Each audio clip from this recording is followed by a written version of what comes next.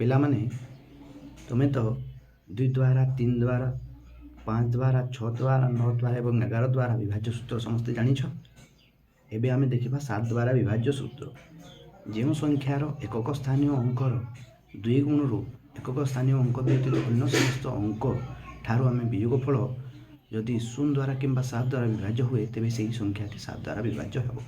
ଆସ ଏକ ଉଦାହରଣ ନେଇ ଆମେ ବୁଝିବା। ଦେଖ 3108 ଏକ 4 ଅଙ୍କ ବିଶିଷ୍ଟ ସଂଖ୍ୟା। ଏହାର ଏକକ ସ୍ଥାନୀୟ ଅଙ୍କ ହେଉଛି 8।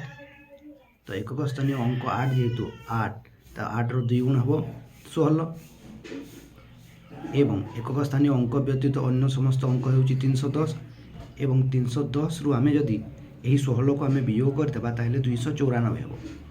ସେହି 294ଟି ଆମେ 7 ଦ୍ୱାରା ବିଭାଜ୍ୟ କଲେ ତାହା ବିଭାଜ୍ୟ ହେବ। ତ ଯେହେତୁ ଏହି 294ଟି 7 ଦ୍ୱାରା ବିଭାଜ୍ୟ ହୁଏ ତେଣୁ ଏହି ସଂଖ୍ୟାଟି 3108ଟି 7 ଦ୍ୱାରା ବିଭାଜ୍ୟ ହେବ। ତ ତୁମେ ଜାଣିଲ 7 ଦ୍ୱାରା ବିଭାଜ୍ୟ ସୂତ୍ର।